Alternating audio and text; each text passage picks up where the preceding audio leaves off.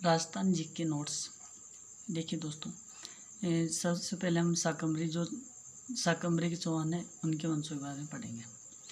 तो इसके जो प्रमाण मिले हैं वो एक तो विशलदेव रासो की जो विशलदेव रासो ग्रंथ है और नरपति नारायण ने इसको लिखा था। पृथ्वीराज रासो ये चंद्रप्रदाय के द्वारा रचित है और पृथ्वीराज विजय ये जैना के द्वारा लिखी हुई है और हमीर महाकाव्य ये नयनचंद्र सूर्य के द्वारा लिखी हुई है। तो ये 4 ग्रंथ हैं। इन चारों ग्रंथों से इसके बारे में प्रमाण मिलता है। और इसके अलावा यहाँ पर एक विग्रह राज्य तृतीय का हर्ष अभिलेख है, उससे भी इसका प्रमाण मिला है। और सोमेश्वर का विजोलिया अभिलेख उससे इसका प्रमाण मिला है। इसके अलावा विग्रह राज चतुर्थ का दिल्ली में एक शिवालिक लेख बना हुआ है, उसमें भी इसका प्रमाण मिलता है। तो ये अभिलेख है, तीनों अभिलेखों से इसके बारे में प्रमाण मिलता है। और ये लिखे हुए ग्रंथ है, 4 ग्रंथ हैं, इन चारों में इसका प्रमाण मिलता है। तो शुरू करता हूँ मैं।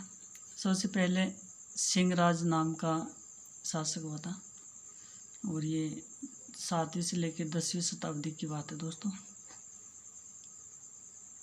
इन्होंने, आपको याद रखना है, महाराजा धीरराज की उपाधि धारण की थी और 10वीं शताब्दी में प्रतिहारों से ये स्वतंत्र हो गया। 10वीं शताब्दी से पहले ये प्रतिहारों के अधीन थे और उसके बाद में ये जो सिंहराज था इसने अपने आप को स्वतंत्र घोषित कर दिया प्रतिहारों से। फिर इसके बाद में इनसे कोई कनेक्शन नहीं है। इसी के आगे इनके उत्तराधिकारियों में एक विग्रह राज द्वितीय नाम का हुआ था, क्योंकि इस समय की जो लेख है ना, ये मिलना बहुत काफ़ी मुश्किल है। और ये गुजरात की जो चालुक्य वंश है उसके मूल राज को, वहाँ का मूल राज था, उसको इसने हरा दिया था। फिर उसके बाद में दुर्लभ राज द्वितीय हुआ था, ठीक है। और ये दुर्लभ राज द्वितीय है ना, ये दुर्लभ राज,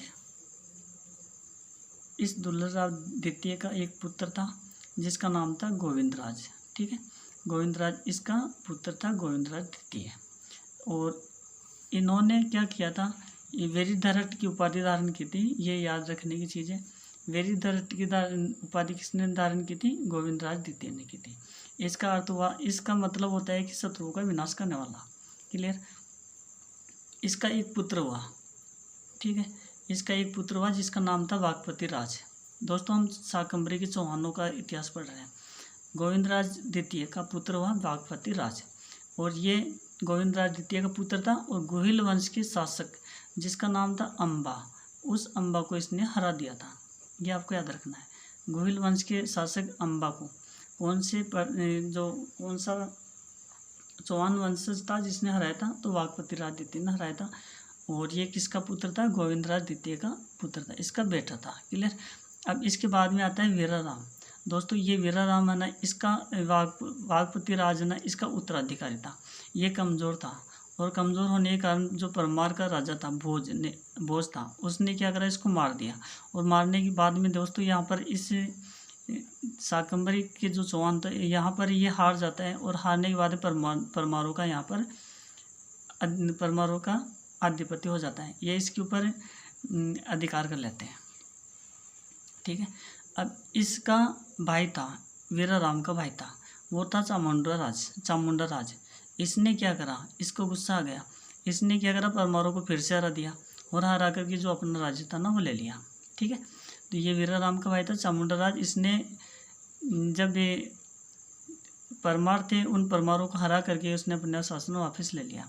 फिर चामुंडा राज का एक बेटा हुआ, उस बेटा का नाम था दुर्लभ राज द्वितीय, दुर्लभ राज तृतीय, ठीक है। दुर्लभ राज तृतीय इसका बेटा था, ये चामुंडा राज का। प्रबंध कोश कहता है कि गुजरात की जो चाणक्य नरेश था कर्ण, उस चाणक्य नरेश कर्ण को इसने हरा दिया था। आपको तो बस इतना याद रखना है कि चामुंडा राज का बेटा था दुर्लभ राज तृतीय, ठीक है। इसने क्या करा, प्रबंध कोश में ये बताया जाता है कि जो गुजरात की चालुक्य वंश है ना, उसमें एक कर्ण नाम का राजा था, इसने इसको हरा दिया था। और दोस्तों, उसके बाद में आता है विग्रहराज तृतीय। ये क्या करा, ये सबसे अच्छा था, है ना। इसने क्या किया, परमार और चौहान दोनों से, है ना। तो ये दोनों यहाँ पर इसके आने पर ये दोनों वंश से एक जगह हो जाते हैं, यानी इनमें दोस्ती हो जाती है, ठीक है। तो परमार और चौहानों में मित्रता हो जाती है, इससे विग्रहराज तृतीय के शासनकाल में। इसका एक बेटा हुआ, है ना, इसका एक बेटा हुआ जिसका नाम था पृथ्वीराज प्रथम।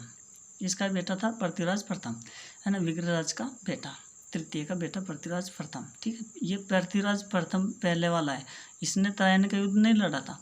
ये तो पहले की, उसके पहले की कई वंशज आएंगे, देखना आप, है ना। इसने एक उपाधि धारण की थी, काफ़ी लंबी चौड़ी उपाधि ली थी इसने, परम भट्टागर महाराजा धीराज, इसकी उपाधि इसने धारण कर ली थी। और उसके आगे परमेश्वर और लगा हुआ है, परम भट्टारक महाराजा धीराज परमेश्वर, है ना। इसकी उपाधि इसने धारण कर दी पृथ्वीराज प्रथम ने। अगर ये आ जाए उपाधि, इतनी बड़ी उपाधि आ जाए तो ये पृथ्वीराज प्रथम ने धारण की थी। फिर इसका एक पुत्र हुआ, है ना, इसका एक पुत्र हुआ। इसने क्या करा, मालवा को जीत लिया, उसको हरा दिया और मालवा को जीत लिया। और 1113 में चौहानों की राजधानी अजमेर को बना दिया। पहले कहाँ थी, शाकंभरी सांबर में थे। फिर उसके बाद में 1113 की बात है दोस्तों, 1113 में चौहानों की राजधानी अजमेर बन गई, याद रख लेना आप इसको भी। और इसने एक सिक्के चलाए, चांदी के सिक्के, जिनका नाम था श्री अजय देव सिक्के, इसने चलाए थे। अब आगे आइए 1133 के बाद में 1150। अब यहाँ पर इनके आगे सन्ने लगना शुरू हो जाएगी, क्यों, क्योंकि इनके पहले का जो इतिहास था ना, वो तो किसी के पास है भी नहीं, है ना। तो 1133 के बाद में 1150, यहाँ से सन्ने शुरू हो जाएगी दोस्तों। काफ़ी पुराना समय है ये 1133 और 1150, इसके पहले काफ़ी वंशज आ चुके हैं। तो ये अजय राज का पुत्र था। इसने महाराजा धीराज परमेश्वर, इसमें जो पृथ्वीराज प्रथम ने धारण की थी ना, इनको सबको अलग अलग कर दो, है ना। तो इसने ये उपाधि धारण की थी, लेकिन अलग अलग सब। विजोलिया अभिलेख के अनुसार परमार वंश के नर वर्मा को इसने हरा दिया था। परमार वंश और इन दोनों के बीच में काफ़ी भिड़ंत रही है दोस्तों, याद रख लेना। और एक जब ये बूढ़े हो गए, जब वृद्धावस्था में आ गए, तो दोस्तों इनका एक पुत्र था जगदेव, उसने इसकी क्या कर दी, हत्या कर दी। अजयराज चौहान, है ना, इसके बाद इसका पुत्र था अनुराज।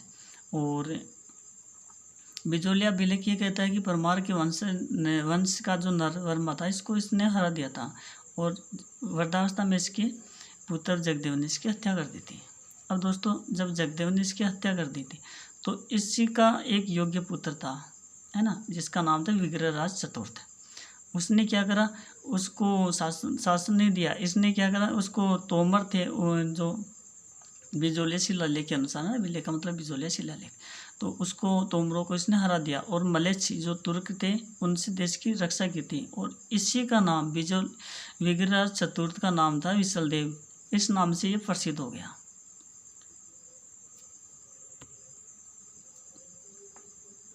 तो विशलदेव नाम से प्रसिद्ध हुआ। दोस्तों हम पूरा कंप्लीटली, है ना, चौहान वंश के सारे जितने भी चीज़ें ना, सारी पढ़ेंगे।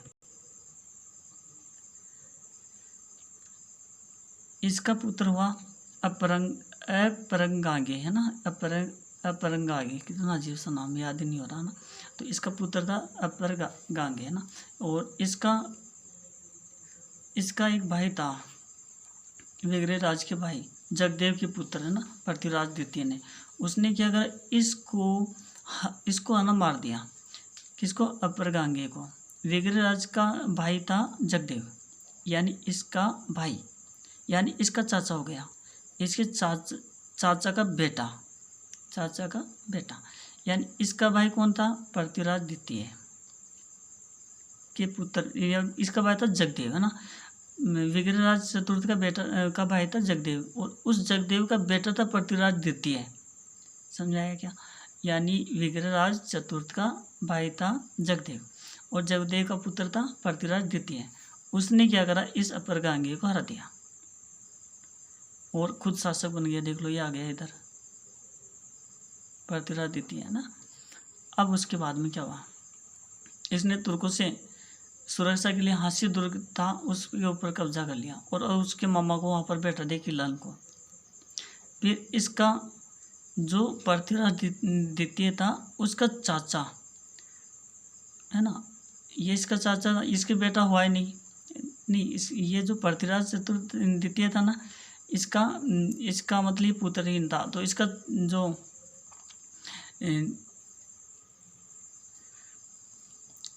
जो चाचा था सोमेश्वर, वो वहाँ पर आ जाता है ना, और इसकी हत्या चालुक्य वंश का जो राजा था भीम द्वितीय, उसने इसकी सोमेश्वर की हत्या कर दी दोस्तों। ये चालुक्य नरेश था भीम, है ना, चालुक्य नरेश था भीम, उसने सोमेश्वर की हत्या कर दी। दोस्तों ध्यान रखना, ये पृथ्वीराज तृतीय का पिता ही था सोमेश्वर, है ना, जिसको पृथ्वीराज चौहान, जिसको अपने तृतीय कहते हैं, जिसने तराइन का युद्ध लड़ा था, वही पृथ्वीराज तृतीय है। इसके पापा कौन थे? ये सोमेश्वर थे, है ना। और इसकी मम्मी कौन थी, यानी इसकी जो माता थी, उसका नाम कौन था, क्या था? कपूर देवी, और पिता सोमेश्वर, है ना। अब 1182 में चंदेल वंश के परम धीरदेव को इसने हरा दिया, और उसकी जो राजधानी थी महोबा, उसके ऊपर कब्जा कर लिया। काफ़ी इंपॉर्टेंट क्वेश्चन यहाँ से भी बन जाएगा। तो दोस्तों इसमें बहुत सारे क्वेश्चन बनते हैं, अगर इससे रिलेटेड कोई भी क्वेश्चन आएगा तो आप अटेंड कर लोगे। और इसने 1191 में मोहम्मद गोरी के साथ युद्ध किया, जिसको तराइन का पहला युद्ध के नाम से जाना गया दोस्तों। 1191 में हुआ था, और इसमें क्या करा, इसने मोहम्मद गोरी को हरा दिया। फिर उसके बाद में मोहम्मद गोरी दोबारा फिर आ गया, और दोबारा आकर के 1192 में, है ना, 1 साल बाद में फिर से आ गया, और आकर के पृथ्वीराज चौहान को हरा दिया। हराने के बाद से चौहान वंश का, यहाँ शाकंभरी के जो चौहान वंश थे, वो यहाँ से शाकंभरी का जो चौहान वंश था वो खत्म हो जाते हैं, और दोस्तों यहाँ पर मुगल जो शासन था वो स्थापित हो जाता है। अब इसके बाद में देखो, पृथ्वीराज चौहान, एक बात याद रखो, ये सबसे प्रतापी राजा था, है ना, और इसकी माता का नाम कपूर देवी था, ये भी याद रख लेना। राय फितौर के नाम से ये फेमस था। क्लियर।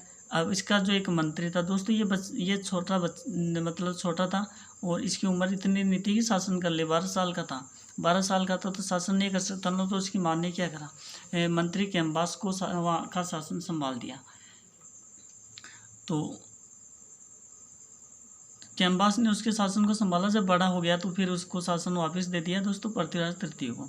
और इसने क्या करा, अपने चाचा को हरा दिया। चाचा कौन था? नागार्जुन। उसको हरा करके अजमेर जीत लिया।